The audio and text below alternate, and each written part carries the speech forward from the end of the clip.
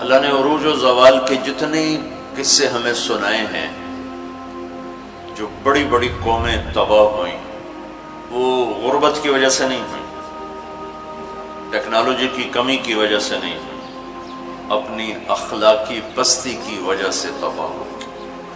أَلَمْ تَرَ كَيْفَ فَعَلَ رَبُّكَ بِعَادٍ إِرَمَ ذَاتِ الْعِمَادِ الَّتِي لَمْ يُخْلَقْ مِثْلُهَا فِي الْبِلَادِ، یہ ایک قوم۔ وَثَمُودَ الَّذِينَ جَابُوا الصَّخْرَ بِالْوَادِ، یہ ایک دوسری قوم۔ وَفِرْعَوْنَ ذِي الْأَوْتَادِ، ایک تیسری قوم۔ اللہ تعالیٰ کہہ رہے ذرا دھیان سے میری بات بھی سنو اور غور بھی کرو کہ تمہارے رب نے قوم عاد کے ساتھ کیا کیا، جن جیسا تیرے اللہ نے بنایا ہی نہیں تھا۔ وہ دنیا میں اتنا طاقتور انسان اللہ نے نہیں پیدا کیا، جن کی اوسط، ہماری اوسط عمر 40 ہے، ان کی اوسط عمر تھی 300 سال، 300 سال، 600-500 سال وہ زندہ رہتے تھے، بوڑھے نہیں ہوتے تھے، بیمار نہیں ہوتے تھے، بال نہیں سفید ہوتے، یوں درخت کو پکڑ کے اکھاڑ دیتے تھے، ہاتھ سے پکڑ کے اکھاڑ دیتے تھے، اتنی طاقت اللہ تعالیٰ نے ان کو عطا فرمائی۔ اللہ تعالیٰ فرماتے ہیں یہ کیوں ہلاک ہو گئے؟ سخر علیہم 7 لیال و8 ایام حسوما فتری القوم فیہا صرعا کأنہم اعجاز نخل خاویہ فہل تری لہم من باقیہ۔ ایک اور آیت میں نے ساتھ شامل کی کہ اللہ تعالیٰ فرماتے ہیں وہ نافرمان ہوئے، ان میں طاقت کی کمی نہیں تھی، نافرمان ہوئے، سرکش ہوئے، آوارہ ہو گئے، اللہ کو بھی للکارا اور انسانی اخلاق کا دامن بھی تار تار کیا۔ تو اللہ نے کہا میں نے ان پر ایک ہوا چھوڑی، وہ کہتے تھے من اشد منا قوة، کوئی ہم سے طاقتور ہے تو اس سے ہمیں ڈراؤ۔ ان کے نبی تھے ہود علیہ السلام، وہ کہتے کوئی ہم سے طاقتور ہے تو ڈراؤ، ہمیں کس سے ڈراتے؟ من اشد منا قوة، کوئی ہے ہم سے زیادہ طاقتور؟ تو اللہ نے جواب دیا اولم یروا ان الذی خلقهم هو اشد منهم قوة وكانوا بآیاتنا یجحدون۔ میرے نبی ہود ابھی نے بتائیں کہ جس اللہ نے تمہیں نطفے سے اتنا بڑا انسان بنایا ہے نا، وہ تم سے زیادہ طاقتور ہے۔ اللہ تو نظر نہیں آ رہا، لہٰذا وہ کہتے ہے ہی کوئی نہیں، ساڑھے جے ہے ہی کوئی نہیں، کوئی دکھاؤ۔ جب وہ اکڑتے ہی گئے تو اللہ نے ایک ہوا چھوڑ دی، 7 لیال و8 ایام، 7 راتیں اور 8 دن۔ اور اس کائنات کی سب سے طاقتور مخلوق ہوا ہے، سب سے طاقتور۔ جب اللہ تعالیٰ نے زمین پیدا کی تو یہ امبیلنس تھی، تو اللہ تعالیٰ نے پہاڑ گاڑے تو بیلنس ہو گئی۔ فرشتوں نے کہا یا اللہ پہاڑ سے کوئی طاقتور مخلوق ہے؟ تو اللہ نے کہا لوہا، اس کاٹ دیتے۔ تو فرشتوں نے پوچھا یا اللہ لوہے سے طاقتور کوئی مخلوق ہے؟ تو اللہ نے فرمایا آگ ہے جو اسے پگھلا دیتی۔ تو فرشتوں نے پوچھا یا اللہ آگ سے طاقتور کوئی مخلوق ہے؟ تو اللہ نے فرمایا پانی جو اسے بجھا دیتا ہے۔ فرشتوں نے پوچھا یا اللہ پانی سے طاقتور کوئی مخلوق ہے؟ تو اللہ نے فرمایا ہوا ہے جو اسے بخارات بنا کے اڑا دیتی۔ تو ہوا اس کائنات کی اللہ نے سب سے طاقتور مخلوق بتائی ہے۔ اب عجب بات بتاؤں، فرشتوں نے پوچھا یا اللہ ہوا سے بھی طاقتور کوئی چیز ہے؟ آپ حیران ہوں گے سن کے اپنے نبی کی بات۔ تو یا اللہ ہوا سے بھی طاقتور کوئی مخلوق ہے؟ اس کائنات میں ہوا سب سے طاقتور چیز۔ اللہ نے کہا میرے بندے کا میرے نام پہ ایسے خرچ کرنا کہ کسی کو پتہ نہ چلے کہ اس نے خرچ کیا، ایسے دے کہ کسی کو پتہ ہی نہ چلے۔ تو اللہ نے کہا کہ یہ میرے بندے کا میرے نام پہ خرچ کرنا یہ اتنا طاقتور عمل ہے کہ ہوا بھی اس کے آگے جھک جاتی ہے، چونکہ یہ عمل میرے غصے کو بجھا دیتا، میرے غصے کو ٹھنڈا کر دیتا۔ اللہ کے غصے کو ٹھنڈا کرنے والی چیز اللہ کے نام پہ خرچ کرنا۔ مسلمان کنجوس نہیں ہوتا، بخیل نہیں ہوتا۔ تم لوگ کمال سمجھتے دوسرے کی جیب سے کھانا، کیونکہ ہم اس دور سے گزرے، دوسرے کی جیب سے کھانا۔ اور اللہ تعالیٰ کمال دیکھتا ہے کہ اپنی جیب سے کھلا، خود بھوکا رہ کے اوروں کو کھلا۔ ایک دفعہ شیطان ملا کسی عابد کو، تو اس نے کہا آج جو پوچھو گے نا سچ بتاؤں. شیطان کہ اچھا ایک بتا دے تیرے یار کتنے, تیرے دوست کتنے؟ کہنے لگا 3. کون؟ کہ ایک جو غصے والا, غصہ تو سب میں ہے, جس کو غصے پہ کنٹرول نہ ہو, پھٹ جاتا ہو پھٹ جاتا ہو پھٹ جاتا ہو. غصہ سب کو آتا ہے, کھوتے نو غصہ آ جاتا ہے انسان تو انسان. غصہ آنا نیچرل ہے, نہ آئے تو پریشانی کی بات ہے. غصے کو پینا نہیں, برداشت نہ کرنا, اس سے معاشرہ ٹوٹتا ہے. تو اس نے کہا غصے والا بڑا اچھا میرا یار ہے پکا. دوسرا نشہ کرنے والا, شراب پینے والا میرا بڑا گھاٹا یار ہے. اور تیسرا بخیل کنجوس میرا بڑا یار ہے. اور اگلی عجیب بات بتاؤں کہ اگر بدقسمتی سے یہ تینوں باتیں کسی میں اکٹھی ہو جائیں کہ وہ کمبخت غصہ بھی میں بھی پھٹتا ہو, شراب بھی پیتا ہو, بخیل بھی ہو, تو وہ تو پیر ہوتا ہے تو میں مرید ہونا کہ پیر صحیح. شیطان اس کا مرید ہوتا ہے اور وہ پیر ہوتا ہے, وہ ایسی خطرناک بلا بن جاتا ہے. مسلمان کا صدقہ عادت ڈالو بچوں, خرچ کرنے کی عادت ڈالو. سخی کا کبھی ہاتھ تنگ نہیں ہوگا, اللہ اس کو اپنے خزانوں سے دیکھا. لیکن آج کل ماں باپ سکھاتے ہیں گنجائش کرو گنجائش کرو, جمع کرو جمع کرو, کجیاں میں پیسے ڈالو. اور تم اللہ کے نام پہ لگانا سیکھو, اللہ تمہیں وہاں سے دے گا جہاں سے وہم و گمان بھی نہیں. انفق ولا تخش من ذی العرش اقلالا, خرچ کر اور عرش والے سے تنگی کا ڈر نہ کر. اس مراد فضول خرچی نہیں, اللہ کے بندوں پہ خرچ کرنا, ضرورت مندوں پہ خرچ کرنا. تو اللہ کے نام پہ صدقہ اس کائنات کی سب سے طاقتور چیز, جو کہ ہوا کو بھی سے اوپر اللہ نے بیان کیا, اور اللہ نے کہا یہ تیرے رب کے غصے کو بجھا ٹھنڈا کر دیتا. اللہ نے ہوا چھوڑی اور اس قوم کو تہس نہس کر دیا. ان کے قد ہوتے تھے 50 فٹ 60 فٹ 40 فٹ کے قد ہوتے تھے, تو ہوا نے ان کو ایسے اٹھایا, بگولا چلتا رہا ایسے ہی, تو آپس میں ان کے سر ٹکراتے تھے, ٹھا ٹھا ٹھا ٹھا ٹھا ٹھا, یہاں تک ان کی کھوپڑیاں پھٹ گئیں, ان کے دماغ نکل گئے. پھر انہوں نے پٹخ کے زمین پر مارا, دھڑ الگ ہو گئے, سر الگ ہو گئے. اس کے پیچھے تباہی کی وجہ نہ پیسے کی کمی نہ ٹیکنالوجی کی کمی اس دور کی.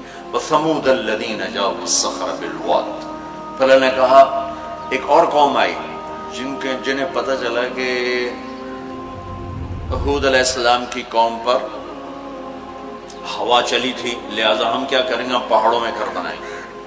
تو وہ سعودی عرب میں وہ علاقہ میں نے دیکھا ہے جہاں انہوں نے پہاڑ کھود کے گھر بنائے, پہاڑ کھود کے اندر پورا پہاڑ کھودا ہوا, بیچ میں گھر. انہوں نے کہا یہاں تو ہوا آ نہیں سکتی, ہوا پہاڑ کو کہاں سے اٹھائی, لہذا وہ مستی میں آ گئی.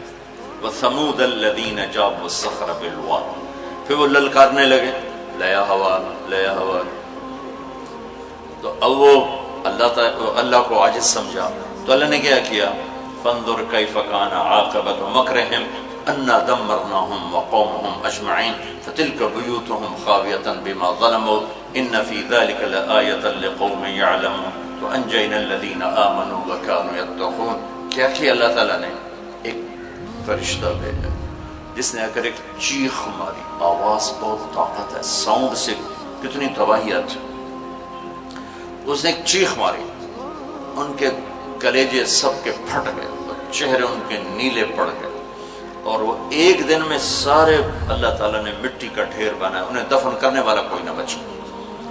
یہ کیسے تباہ ہوئے؟ ان کی تباہی کے پیچھے نہ ٹیکنالوجی کی کمی ہے نہ طاقت کی کمی. ایک تیسری قوم, وَفِرْعَوْنَ ذِي الْأَوْتَادِ, فرعون جو اس زمانے کا اتنا بڑا بادشاہ تھا کہ انسانی تاریخ میں صرف ایک انسان پیدا ہوا ہے جس نے کہا میں رب ہوں. یہ بات دنیا میں کسی نے نہیں کی. سجدہ تو مسلمان بادشاہ بھی کرواتے تھے, یہ مغلوں کو سجدے ہوتے تھے, یہ ہمارے مغلیہ بادشاہ تھے, اورنگزیب نے آ کر اسے ختم کیا. تو سجدے تو مسلمان بادشاہوں کو بھی ہوتے رہے اور کافروں کو بھی ہوتے رہے, لیکن میں ہی رب ہوں یہ بات ایک انسان نے کی, وہ ہے فرعون. فَقُلْ هَلْ لَكَ إِلَىٰ أَن تَزَكَّىٰ وَأَهْدِيَكَ إِلَىٰ رَبِّكَ فَتَخْشَىٰ فَأَرَاهُ الْآيَةَ الْكُبْرَىٰ فَكَذَّبَ وَعَصَىٰ ثُمَّ أَدْبَرَ يَسْعَىٰ فَحَشَرَ فَنَادَىٰ فَقَالَ أَنَا رَبُّكُمُ الْأَعْلَىٰ. اللہ اکبر. کہنے لگا میں سب سے بڑا رب ہوں. یہ صرف ایک انسان کا دعویٰ. کتنی اللہ نے اس کو طاقت بخشی. بچے ذبح ہو رہے ہیں, کوئی اف نہیں کر سکتا, اف نہیں کر سکتا, کوئی جلوس نہیں نکال سکتا. بچہ پیدا ہوتا ہے ذبح کیا جا رہا, پیدا ہوتا ہے ذبح, بچیاں چھوڑی جا رہی, بچے ذبح کیا. نقتل ابناءهم ونستحيي نساءهم وإنا فوقهم قاهرون. سارا قرآن سے آپ کو بتا رہا ہوں. تو وہ اس زمانے کی سب سے بڑی ٹیکنالوجی, سب سے بڑی طاقت. یہاں کیا زوال ہے؟ اخلاقی پستی. سمود میں کیا زوال ہے؟ اخلاقی پستی. عاد میں کیا زوال ہے؟ اخلاقی پستی. کسی قوم کا سب سے بڑا سرمایہ اس کے اخلاق ہوتے ہیں. ٹیکنالوجی ثانوی چیز ہے, سونے چاندی کی کانیں, تیل کے خزانے, یہ دوسرے نمبر کی چیز ہے. سب سے پہلا سرمایہ وہ آپ میری جو نسل ہو, وہ آپ کے عالی اخلاق, آپ کا اچھا کردار, آپ کی حیا والی زندگی, آپ کی کردار والی زندگی. یہ میرے ملک کا سب سے بڑا سرمایہ ہے. اگر میری نسل کے اخلاق بگڑ گئے, حیا کی چادر تار تار ہو گئی, اور ناچ گانا زندگی میں داخل ہو گیا, اور وہ ثقافت بن گئی, تہذیب بن گئی, تو اس قوم کے ہلاک ہونے کو کوئی نہیں بچا سکتا. کہ آسمان والے کا فیصلہ اترتا ہے, جب آسمان والا فیصلہ کرتا ہے تو زمین کی ٹیکنالوجی اسے بچا نہیں سکتی. فرعون نے بھی کہا, قوم فاتنا بما تعدنا ان كنت من الصادقین. نوح علیہ السلام کی قوم نے کہا نوح علیہ السلام سے, لاؤ کدھر ہے تیرے رب کا عذاب, فاتنا لے کے آؤ, کدھر ہے تیرے رب کا عذاب. انما یاتیکم بہ اللہ ان شاء وما انتم بمعجزین. اللہ جب لائے گا تو پھر تم کچھ کر نہیں سکو گے. ایک تندور سے پانی نکالا اور ساری نسل کو اللہ نے پانی میں بہا دیا, ساری نسل. تو میں آپ کے سامنے اپنی بات کو مدلل کر رہا ہوں قرآن پاک سے, کہ قوموں کے زوال اور عروج کا تعلق ٹیکنالوجی سے تھوڑا ہے اور اخلاقیات سے زیادہ ہے. اخلاقی پستی کسی بھی قوم کے زوال کا سب سے بڑا سبب ہے. اخلاقی بلندی کسی بھی قوم کے عروج کا سب سے بڑا سبب ہے. فرعون نے بچے ذبح کیے, بچیوں کو چھوڑا, عبرت کا نشان بنا دیا لوگ. سولی سب سے پہلے اس نے ایجاد کی, اور پھر میرے رب نے فَأَخَذْنَاهُ وَجُنُودَهُ فَنَبَذْنَاهُمْ فِي الْيَمِّ. آگے سمندر, پیچھے فرعون, بیچ میں موسیٰ علیہ السلام کی قوم. تو کہنے لگے مروا دیا موسیٰ, مروا دیا. تو آگے سمندر, پیچھے فرعون. اگے جاؤ تو پانی, پچھو تو فرعون دا سوٹا ان کی دے جا. تو موسیٰ علیہ السلام نے کہا کلا, ڈرو نہیں, ان معی ربی. آپ کو عجب تقابل کر کے دکھاؤں. موسیٰ علیہ السلام 40 سال رہے اپنے قوم کے ساتھ, 2 نبی, ایک موسیٰ ایک ہارون, اور اپنا سب کچھ قربان کیا. جب آگے سمندر دیکھا, پیچھے فرعون دیکھا, تو انہیں نہ موسیٰ یاد رہے نہ ہارون یاد رہے, انہیں اپنے پڑ گئے. انا لمدرکون, موسیٰ مروا دیتا ہی سن, یا آپ ہمارے رسول ہیں, آپ ہمارے نبی, آپ کا کیا بنے گا, کوئی فکر نہیں. ہارون کا کیا, سانو اپنی پہ گئے, ان مروا دیا تو انہیں موسیٰ. تو انہوں نے کہا کلا ان معی ربی سیہدین. ہرگز نہیں, میرا اللہ میرے ساتھ ہے, مجھے راستہ دکھائے گا. لیکن کلا میں ایک اشارہ ہے کہ تمہیں مرنا ہی چاہیے, یا تمہیں فرعون مارے یا تمہیں پانی مارے. لیکن چونکہ میرا اللہ میرے ساتھ ہے تو انشاءاللہ مجھے راستہ ملے گا, تمہیں بھی مل جائے گا, میری تو فعل تمہیں بھی مل جائے گا. تو جب وہ بالکل قریب آ گیا تو اللہ نے کہا فضرب بعصاک البحر, لاٹھی مار.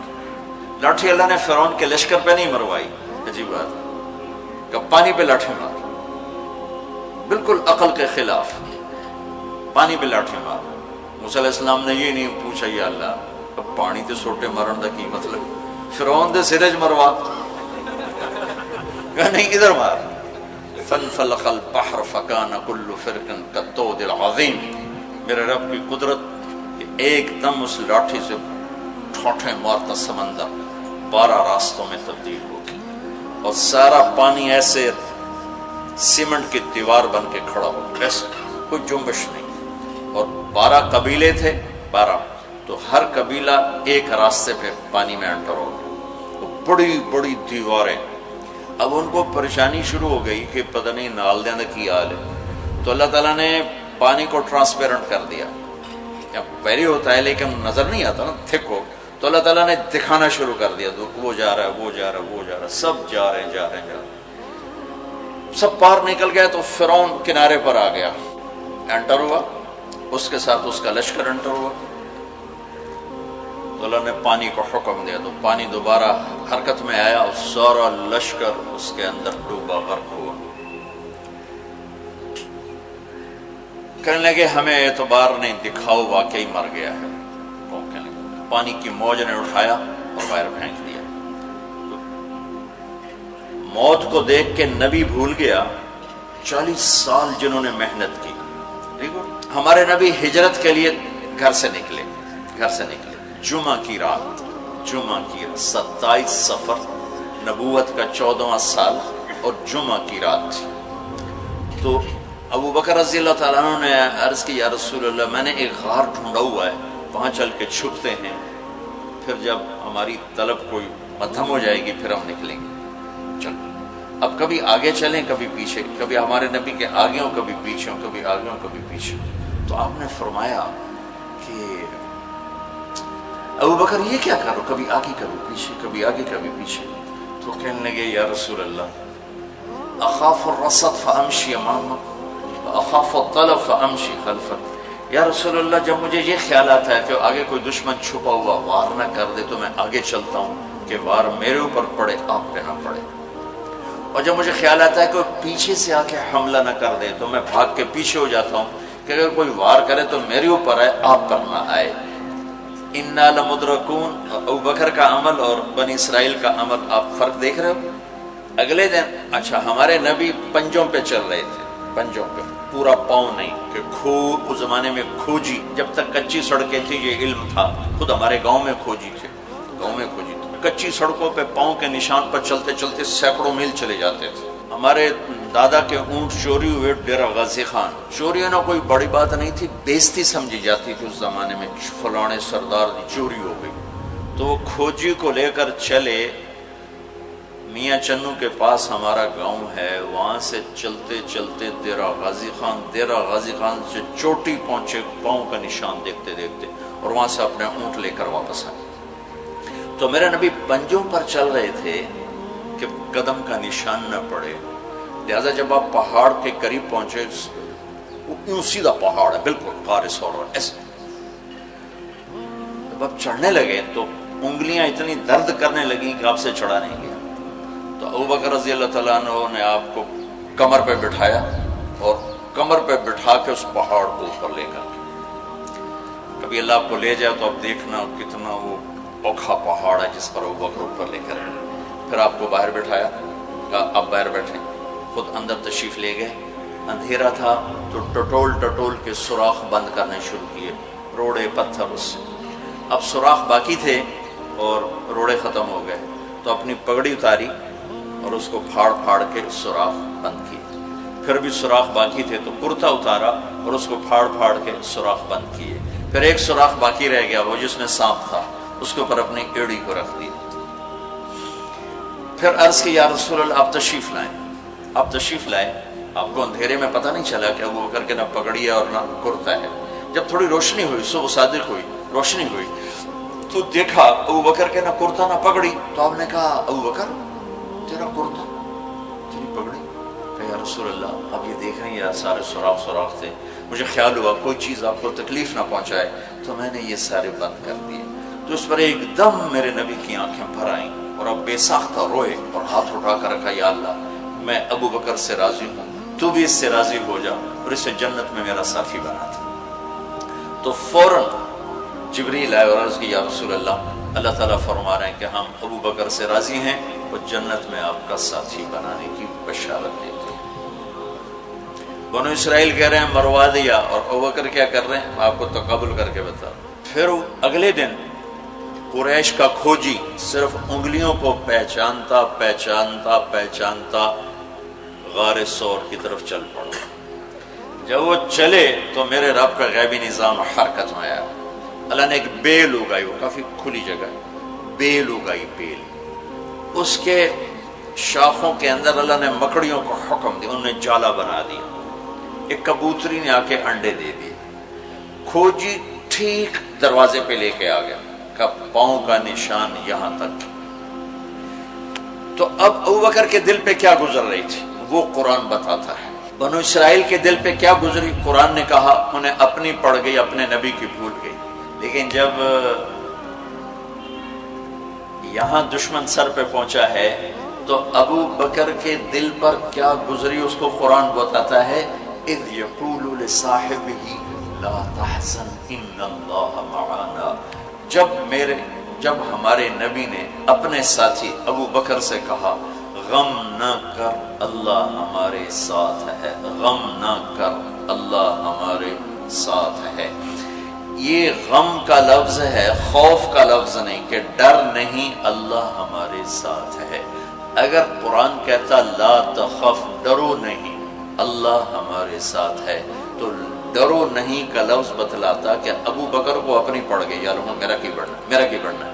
قرآن کہتا ہے غم نہ کر، ابو بکر کو اپنی ذات بھول گئی، اپنے نبی کا غم لگ گیا کہ یا اللہ میرے نبی کا کیا بنے گا، یا اللہ میرے نبی کا کیا بنے گا۔ تو اللہ تعالیٰ نے فرمایا اس ابو بکر کے سینے کو سامنے رکھ کر کہ اپنے حبیب کی زبان سے کہلوایا غم نہ کر اللہ ہمارے ساتھ ہے، اللہ ہمارے ساتھ ہے۔ پھر دونوں امتوں کا فرق بتانے لگا ہوں۔ بنو اسرائیل نے سمندر پار کیا، فرعون کو غرق ہوتے دیکھا، اور ایک نبی آگے ایک پیچھے، دو رسولوں کے درمیان جا رہے ہیں، اور آگے ایک بستی میں دیکھا فمروا علی قوم یعکفون علی اصنام لہم، وہ ایک بتوں کی پوجا کر رہے تھے۔ اتنے ماٹھے تھے عقل کے بنو اسرائیل کہ پتھر کی پوجا ہو رہی، 40 سال نبی کی صحبت ہے، بڑے بڑے معجزے دیکھے، اور ابھی پانی پاؤں پہ لگا ہوا ہے، سمندر کو پھٹتے دیکھا، فرعون کو ڈوبتے دیکھا۔ موسیٰ علیہ السلام سے کہنے لگے اجعل لنا الہا کما لہم آلیہ۔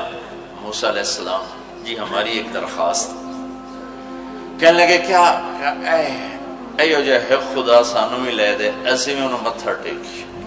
اتنی چھوٹی عقل کے تھے کہ ایک لے دے ہمیں، ان کو توڑے جا بے عقل میں دنیا جو ایک ہی کوئی، انکم قوم تجہلون۔ ہمارے نبی دنیا سے تشریف لے گئے، فوت ہوئے 12 ربیع الاول 7 جون 633 عیسوی 11 ہجری پیر کا، یہ تقریباً یہی ٹائم ہے، اس سے تھوڑا سا آگے، زور سے پہلے۔ اب دنیا سے تشریف لے گئے، انتقال فرما گئے۔ صحابہ پہ عجیب و غریب کیفیت طاری ہوگی۔ عمر رضی اللہ عنہ نے تلوار نکال لی، جو کہے گا اللہ کا نبی فوت ہو گیا قتل کر دوں گا۔ وہ فوت نہیں ہوئے، اللہ کے پاس گئے، واپس آئیں گے۔ ابوبکر صدیق کو پتہ چلا، وہ عوالی ایک محلہ ہے، وہاں گئے ہوئے تھے اپنی بیگم کے پاس، وہاں سے دوڑتے ہوئے آئے، گھوڑے سے چھلانگ لگائی، گھر میں داخل ہوئے، اپنی بیٹی کے حضرت عائشہ کے گھر میں آپ کا انتقال ہوا۔ آپ کے چہرے سے کپڑا ہٹایا، ماتھا چوما، آنسو گرے، اور کہا طبت حیا و میتا، میرے محبوب آپ دونوں حالتوں میں پاک پاکیزہ خوشبودار ہیں، دنیا سے جانے کے بعد بھی اور دنیا میں رہتے ہوئے بھی۔ پھر تشریف لائے تو عمر کی آواز گرجدار، کوئی نہ کہے میرے نبی فوت ہو گئے۔ ممبر پر آ کر کھڑے ہوئے کہا عمر بیٹھ جاؤ۔ عمر کہنے لگے میں نہیں بیٹھتا۔ تو کہنے لگے ایھا الناس من کان یعبد محمدا فإن محمدا قد مات۔ جو لوگ محمد کی پوجا کرتے تھے تو سنو آج ان کو اللہ نے اٹھا لیا ہے۔ ومن کان یعبد اللہ فإن اللہ حی لا یموت۔ اور جو اللہ کی پوجا کرنے والے ہیں وہ سن لیں کہ اللہ موت سے پاک، زندہ، قائم دائم، حی قیوم، موجود ہے۔ اور پھر آپ نے یہ آیت پڑھی انک میت وانہم میتون، میرے حبیب آپ نے بھی موت کا ذائقہ چکھنا ہے، وہ سب نے موت کا پیالہ پینا ہے۔ اور یہ آیت پڑھی وما محمد الا رسول قد خلت من قبلہ الرسل افإن مات او قتل انقلبتم علی اعقابکم۔ میرے نبی بھی تو رسول ہیں جیسے اور رسول ہیں، ان کو بھی تو موت نے آنا ہے، تو تم میرا راستہ چھوڑ دو گے، میرا دین چھوڑ دو گے۔ تو عمر رضی اللہ تعالیٰ عنہ فرماتے ہیں میری ٹانگوں سے جان نکل گئی، چونکہ مجھے پتہ چل گیا کہ آپ فوت ہو گئے ہیں، تو میں یوں نیچے گرا، سیدھا ایسے اسٹریٹ نیچے گرا کہ مجھے یوں لگا جیسے یہ قرآن آج اترا ہے، جیسے یہ قرآن آج اترا ہے۔ تو ابوبکر صدیق رضی اللہ تعالیٰ عنہ صحابہ کا ایمان اور بنو اسرائیل کا ایمان اب تقابل دو نبیوں کی موجودگی میں اتنے بڑے معجزے دیکھ کر ایک پتھر کا بت دے ہم بھی اس کو سجدہ کریں؟ اور یہاں میرے نبی دنیا سے جا چکے ہیں اور ابوبکر صدیق اعلان کرتے ہیں کہ اللہ زندہ ہے، موت سے پاک ہے، اور میرے نبی کو اللہ نے بلا لیا جیسے ہر نبی کو بلایا، میرے نبی کو بھی بلا لیا ہے۔ پہلی امتوں کو 2 نمازیں، ہمیں 5۔ پہلی امتوں کی مسجد کوئی نہیں، ہماری مسجد۔ پہلی امتوں کی اذان کوئی نہیں، ہمیں اذان دی۔ اور اذان اتنا بڑا عمل بنا دیا میرے نبی نے کہ آپ نے فرمایا کہ اذان دینے والا قیامت کے دن سب سے اونچے مقام پر کھڑا ہوگا۔ حضرت علی فرمایا کرتے تھے کاش میں اللہ کے نبی سے حسن حسین کے لیے مسجد نبوی کی اذان مانگ لیتا، یہ حضرت علی فرمایا کرتے تھے۔ اور جنگ قادسیہ میں مؤذن زخمی ہو گیا تو اذان دینے کے شوق میں سردار آپس میں الجھ گئے، کہتا میں دوں گا، کہتا میں دوں گا، پھر قرہ اندازی ہوئی جس کا نام نکلا اس نے اذان دی۔ حضرت عمر فرمایا کرتے تھے اگر میں امیر المومنین نہ ہوتا، اگر میں خلیفہ وقت نہ ہوتا تو میں مسجد نبوی کا مؤذن بننا پسند کرتا۔ کسی کو اذان نہیں ملی، ہمیں اذان۔ پہلا مؤذن بلال بنا، پہلے مؤذن اللہ نے بلال کو یہ عزت عطا فرمائی۔ دنیا میں یہ ہے اور آخرت میں یہ ہے کہ میرے نبی نے فرمایا کہ جب جنت میں جانے کا وقت آئے گا تو جنت کی میرے لیے سواری لائی جائے گی، میں اس سواری پہ بیٹھوں گا تو اس کی جو وہ رسی ہوگی وہ ایسے نیچے گر جائے گی، نیچے گرے گی۔ اس رسی کے یعنی اس کی جو لگام ہوتی ہے وہ نیچے گرنے کا مطلب ہے یہ ایسے نیچے گر گئی۔ اب نیچے گرنے کا مطلب ہے کہ اس کی ڈرائیونگ میرے نبی نے نہیں کرنی، کوئی آنے والا ہے، کوئی ڈرائیور آنے والا ہے جو رسی پکڑ کے چلے گا، کوئی کوچوان آنے والا ہے جو اس کو پکڑ کے چلے گا۔ رسی کا گرنا ایک انڈیکیشن ہے کہ کوئی نصیب والا اب آئے گا۔ جب آپ کی سواری کھڑی ہوگی، رسی نیچے ہے، تو اب سب کی گردنیں ایسے ہوں گی، کون کون، سب قیاس کرتے ہیں کون کون کون۔ اللہ کی طرف سے اعلان ہوگا بلال کو بلایا جائے، بلال بلال۔ تو بلال آپ کی سواری کی لگام پکڑیں گے اور آپ نے فرمایا کہ سب سے پہلے میں جنت میں جاؤں گا تو بلال میرے ساتھ ہوگا، میری سواری کی لگام پکڑ ہو جائے گا۔ تو ہمیں اذان ملی، کسی امت کو اذان نہیں ملی۔ ہمیں 5 نمازیں ملی، کسی امت کو نمازیں 2 نمازیں، ایک فجر کی 2 رکعت، عصر کی 2 رکعت۔ باجماعت نہیں، ان کو اپنی کتاب یاد نہیں، ہمیں قرآن یاد ہے۔ میرے مدرسے میں ایک بچہ اب ماشاءاللہ امریکہ میں وہ پڑھا رہا ہے، اس نے 30 دن میں قرآن یاد کیا۔ صبح یاد کرتا تھا، شام کو تراویح میں سناتا تھا۔ میرے مدرسے کا بچہ صبح بیٹھ کے مغرب تک پورا سپارہ یاد کر کے اور عشاء کو تراویح میں سنا دیتا تھا۔ اللہ نے میں ایسا قرآن دے دیا کہ 1 مہینے میں بھی یاد ہو جاتا ہے۔ 3 دن میں بھی ایک بزرگ نے یاد کیا، 3 دن میں قرآن یاد کیا۔ اللہ نے ہمیں قرآن کی دولت عطا فرمائی، پڑھنے کے لیے 5 نمازیں عطا فرمائی، تہجد کی نماز عطا فرمائی، اوابین کی نماز دی، اشراق کی نماز دی، چاشت کی نماز دی۔ نماز کے کتنے دروازے کھول دی۔ اور میرے نبی کی آخری نصیحت تھی میری امت نماز نہ چھوڑنا، نماز نہ چھوڑنا۔